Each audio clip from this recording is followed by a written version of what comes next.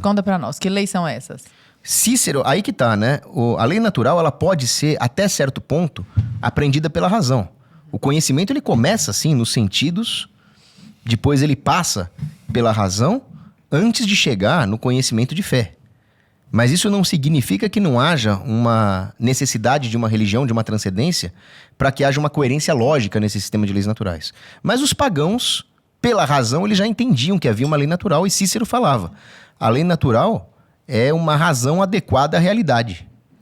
Se nós adequamos a nossa razão à realidade, nós vamos entender que existem regras de funcionamento que não dependem da nossa vontade.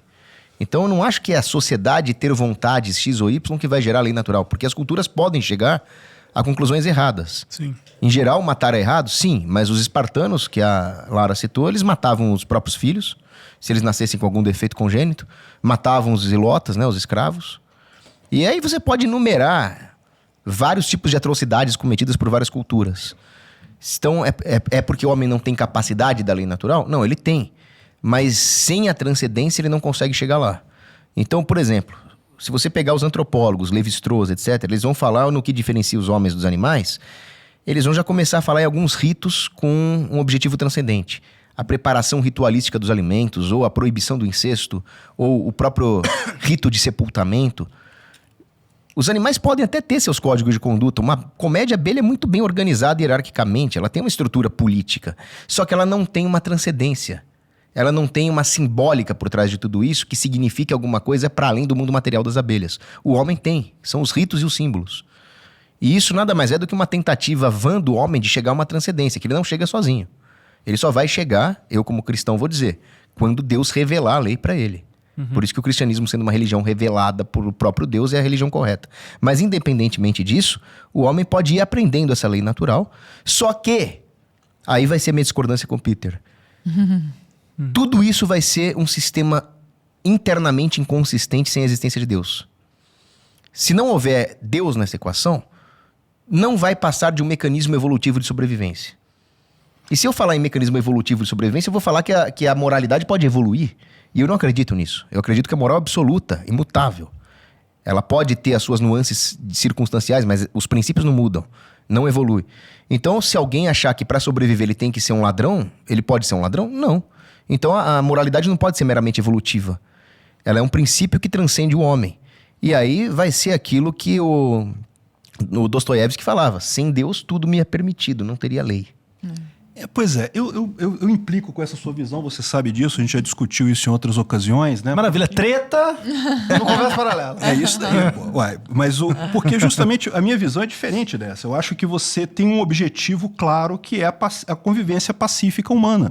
Basta isso. Você não precisa ter medo do inferno depois, nem querer buscar o paraíso depois, nem querer obedecer um Deus. Basta você olhar para o mundo e falar, olha só, eu quero a convivência pacífica das pessoas, eu quero que as pessoas vivam pacificamente. Com isso, você deriva um conjunto de regras que você consegue chegar nas leis naturais, né? E vamos combinar, é uma coisa que todo mundo quer, porque mesmo que você coloque só a sua vida como objetivo, né? Você tem parentes, você tem mãe, você tem pai, você tem filhos, você tem outras pessoas, então todo mundo tem um interesse na sociedade. A gente quer que a sociedade continue funcionando, continue de forma pacífica e próspera, né? Então, isso já é mais do que o suficiente.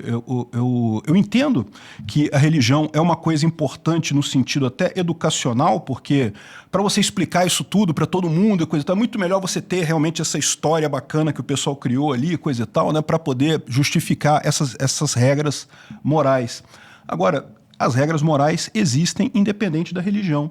E a prova disso é que são muito parecidas em todas as religiões, né? Você vê, de fato, em Esparta dizem que tinha esse negócio de matar crianças, diz que alguns índios brasileiros também, infelizmente, fazem esse tipo de brutalidade, né? Mas sim. É uma coisa que tem a ver com a incapacidade da sociedade de cuidar de crianças com deficiência, né? com problemas, né? Felizmente, a gente superou essa fase. Hoje em dia, nós estamos num mundo que a gente já pode fazer isso, mas se você pegar todas as religiões, pega o Islã, por exemplo, o muçulmano também é errado matar para os muçulmanos. Não é permitido matar de forma alguma, né? Então, ou seja, por que o catolicismo está certo e você vai dizer que o Islã está errado ou outra religião tem alguma diferença? Não, todas elas chegam no mesmo conjunto porque o objetivo é a vida em paz. Mas se a gente for perguntando, em retrospecto, perguntando, do tipo, a criança nasceu com algum problema muito grave. Ela não tem nem sequer razão, por exemplo. Por que não sacrificá-la fora de uma moralidade espiritual? Por que não? Aí a gente pode chegar à conclusão. Não, porque naturalmente, dentro do conjunto de leis naturais, a vida tem seu valor. Mas aí eu te pergunto, por que a vida tem seu valor? Ainda mais uma vida sem racionalidade nenhuma. Pois é, exatamente, porque você quer a paz na sociedade. Mas né? matando essa criança, eu não desestabilizo a paz. Você acha que não? Se você começar a botar isso, né? Se começa a ter uma justificativa para matar alguém, você começa a pensar também, a pessoa que tem uma deficiência, por exemplo, está com 14 anos de idade, mas tem uma deficiência, vou matar a pessoa também, né? É isso. E a pessoa vai E olhar aí- pro seu argumento e vai falar... E daqui a verdade. pouco você está matando qualquer um, né? Aquele cara, ele não está trabalhando muito, ele está lá meio vivendo da sociedade. Vamos matar ele também, que é melhor. Percebeu como é que não tem jeito? Você tem que estabelecer uma regra de que não pode matar, não tem isso, né? E a essa conclusão chegam todas as pessoas. Mas essa regra nasce com as pessoas? Por exemplo, você tem direito... Quais são os direitos? Vamos elencar também para o pessoal de casa, porque a gente está começamos aqui a falar de direitos naturais, né? Que eu também queria entender se direito natural e lei natural é a mesma coisa. E aí eu quero passar a bola pro Cogos. E queria entender quais são, de fato. São várias leis, são 3, são inúmeras leis que não se pode contar, porque a gente vai olhar, sei lá, para só de carga tributária do Brasil, de lei tributária, tem dezenas aí, centenas, entendeu? Então, como é que é com relação à lei natural? É a mesma coisa? Cogos? Arthur, eu só queria discordar mais um pouquinho do Peter. Por favor, vamos lá. Então, primeiro, que o Islã permite matar assim. E ele não chega à mesma conclusão que o cristianismo. O Islã manda matar os infiéis. Isso está escrito no Corão e nas Hadith. O Islã manda matar mulher adúltera. O Islã manda matar os homossexuais. O cristianismo não prega isso. Então nós não chegamos à mesma conclusão. Nós temos um problema aqui, um conflito inevitável entre as duas religiões. Depois eu discordo do Peter que o objetivo seja a vida pacífica entre as pessoas. Se fosse assim, era só as pessoas aceitarem dar tudo que o tirano pedir e viver na escravidão. E nós, no direito natural cristão, nós não somos nem um pouco pacifistas. Nós desejamos a paz. Mas se precisar lutar contra as injustiças, as tiranias, nós vamos lutar também. Então o objetivo não é uma vida pacífica. O objetivo é uma vida virtuosa. E muitas vezes é preciso ir para a guerra para você ser virtuoso. Então... Inclusive você tá com a camisa dos Templários aí que eu tô vendo. Aqui, esses caras eram cristãos guerreiros, eles matavam gente e não há nada de errado com isso, porque eles travavam guerras justas. Depois nós podemos discutir um pouco da doutrina da guerra justa. Só que o fato é que todos os grandes autores da lei natural, desde Aristóteles até William Blackstone, por exemplo, que foi um jurista da lei natural, ele vai falar, existe uma lei, só que ela só vai ter concretude na sociedade, ela só vai ter efeito se nós estivermos dispostos a fazer elas valerem pela força. Por isso que eu defendo um conjunto muito restrito de leis. Porque quando você defende uma certa lei, você precisa estar disposto a usar a violência por ela. Então vamos pegar uma lei bem imbecil. É proibido ter saleiro na mesa dos restaurantes. Foi em Minas Gerais, alguma coisa assim, não foi? Uma lei ridícula, um totalitarismo estatal. Que é verdadeira, inclusive, né? O Cogos não tirou ele isso não do inventou, nada. Não inventou, pessoal. Eu não tinha seria essa lei. Você não é tão criativo a ponto de Não. imaginar um absurdo desse. A minha mente totalitária não chega nesse ponto. Sim. Né? Mesmo se eu fosse um psicopata totalitário, eu não seria tão criativo. Então, você estaria disposto a usar violência em nome de uma lei que não pode botar o salário na mesa? Não. Eu falo, dane-se, bota o salário na mesa e dane-se. Esse é o problema.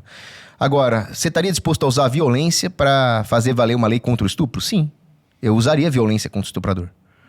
Eu usaria a violência contra um crime não violento, por exemplo, um estelionatário que tira o dinheiro de velhinhas. Sim, eu usaria a violência contra esse tipo de estelionatário.